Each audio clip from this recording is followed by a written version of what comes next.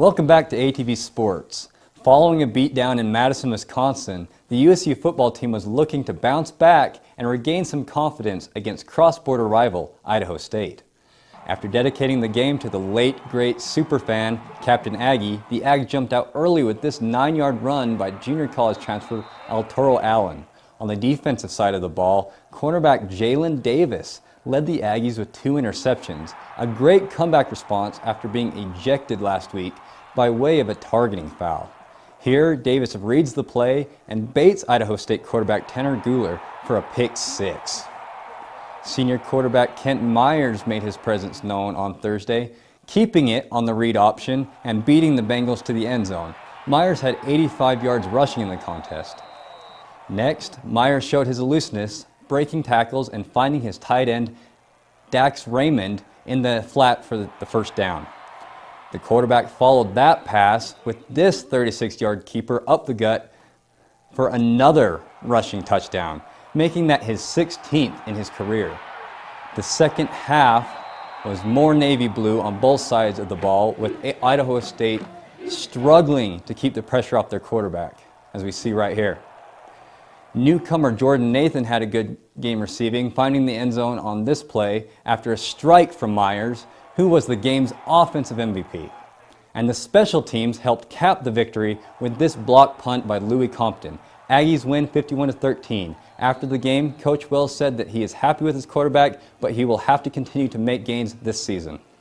A good step in the right direction for Kent, I thought, today.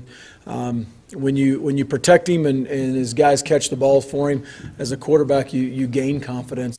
On Saturday, the team will be traveling to take on the much-improved Demon Deacons of Wake Forest. USU's women's volleyball team is celebrating their 7th straight victory over Weber State today after blanking the Wildcats in Ogden. The team is 7-4 on the season. You may have seen them on the field, the court, or the track, but now you can see them in the Hall of Fame. This year's class of USU Hall of Famers did not disappoint. Those inducted include Christy Denson-Petit, a 2-time Collegiate Gymnast of the Year in 1999 and 2000, Chris Cooley, a former USU tight end and Logan High graduate, who set many records at USU and went on to play in 2 NFL Pro Bowls. Shane Bingham, a 2-time All-American distance runner, who still holds the USU indoor mile record. Gordon Belknap, the 3rd winningest basketball coach in school history. Jamie Gordy, a record-breaking machine of a soccer player. And Nate Harris, the only 3-time first-team all-conference basketball player. And finally, the great Stu Morrow, the winningest basketball coach in USU school history. Kent Bear, a native of Logan who played linebacker at USU, had coached for 40 years, and he was not at the ceremony, but was inducted into the Hall of Fame. High school sports in Cache Valley has seen some shakeups in the last 2 years, with Green Canyon starting their first year of competition and Ridgeline beginning their second.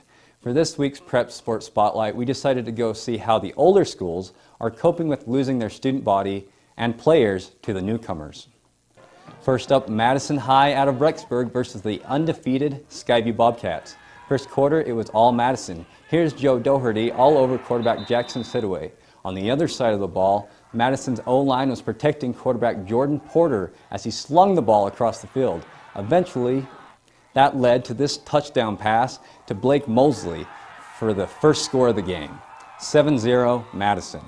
Skyview tried to return the favor with their air attack, but were denied by Madison's Preston Weber, and that crushing blow. The receiver would have to leave the game. Madison continued to air it out, hitting Doherty by the sideline for a big gain. That led to this 15-yard pass to Coy Backstein, right there in the corner. With a score of 14-0, it was Skyview's linebacker Tony Torres that had to create some offense. He ran this interception all the way for 6. 14-7 Madison. After long drives featuring runs by Cole Stokes and George Patino, Skyview scored twice, going up 21-14. Then in the third, Skyview ignited their pass game, hitting Ryder Lundell to go up 28-14. The next drive, they pulled out the old hook and ladder to get in field goal range to extend by 3 more.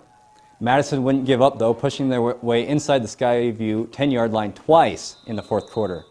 But the Skyview defense was up to the challenge. They kept Madison out of the end zone the entire second half, and Lundell ended the game by sacking the Madison quarterback and recovering the quarterback's fumble on back-to-back plays. Skyview remains undefeated, 31-14.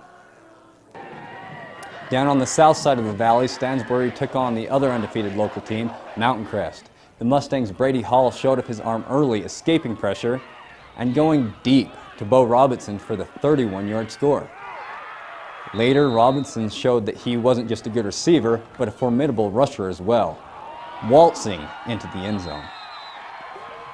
The Mustangs would spread the love throughout this game, spinning it 46 yards to Cameron Mosier on this one for 6.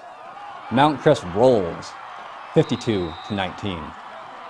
So guys, even though both Skyview and Mountain Crest are undefeated, that'll have to end because they're playing each other in 9 days. And that's going to be an exciting game, Bo. I love having all these high school teams in the same region. It's really a great thing. Yeah, it's a lot of competition in this region right here. Yeah, thank you, Bo.